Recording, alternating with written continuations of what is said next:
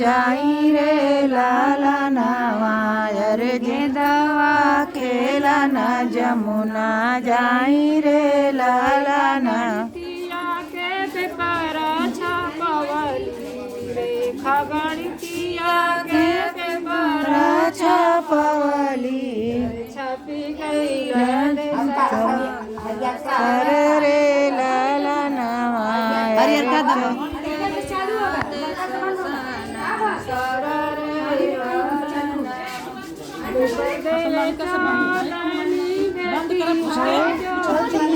बेटी जानी बेटी हो नंबर लिया रे लाला नवा रे नंबर लिया मैं बेस्ट बेस्ट रे लाला नवा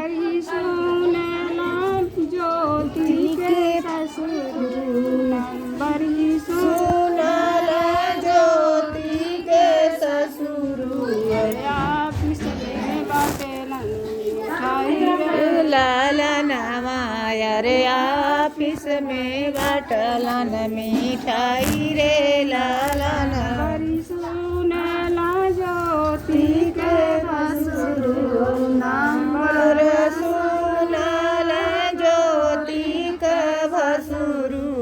रे कचहरिया में बाटलन मिठाई रे लाला नवा कचहरिया में बाटलन मिठाई रे लाला ज्योति के देवरा नंबर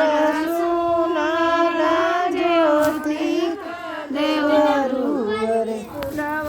में बाटलन मिठाई रे लाला नवा कलेजवा में बाटलन मिठाई रे लाला नवा सुनल ज्योति के नंबर सुनल ज्योति के दुल्हा से लगला रे लाला नवा रे दुल्हन से करई लग सवाल रे दुल्हन मास्टर से संबंध दुल्हन मास्टर से संबंध बचपन के दोस्त रे लाला नवा रे किया प्रिंसिपल बचपन के दोस्त रे लाला नवा मोरे टीचर हो नहीं मोरे स्वामी हो बचपन के दोस्त नहीं मोरे बचपन के दोस्त रे लाला नवा रे नहीं प्रिंसिपल के बिना नहीं जनली स्वामी जी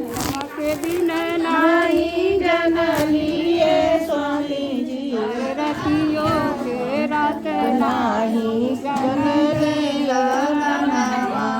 रे रतियों के रात नहीं जानी रे लाला तूने नंबर रे लाला नवा रे ही गुने नंबर बेस्ट बेस्ट रे लाला के कटोरी में माटी पानी भेवली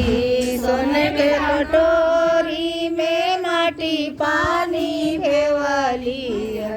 चली शिवक मंगवार रे लाला नवा रे लिपै चलली शिवक दुआर रे लाला नवा दुआरियाली कहीं नाही पावली शिवक दुआरियाली पही नाही पावली अरे ससुरु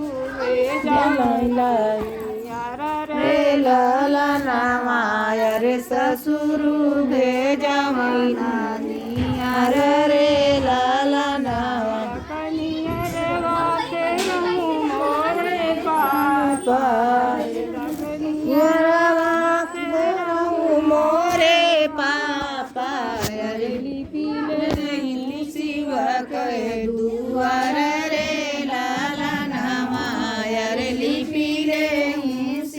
दुआर रे लालनावा सोना के कटोरा रे माटी पानी भेव दीपक जले अरे माई से ही को हबर सोवले ज्योति बेटी आवली आउल दुल्हा गवाई पूछो तो गवाई न लगवाई गवाओ कि ना आवरू ज्योति बेटी एकदम मध्यम गावत है ना देखो काजल के को दीपक जले दीपक जले माई से ही को खबर तने राहुल दुल्हा ज्योति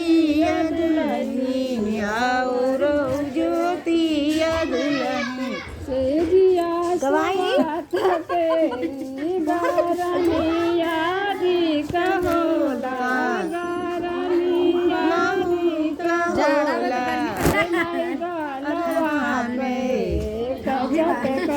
मारी दिहल पंखा कारण मार खैली कूलर कारण मार खैली एसी कारण मार खैली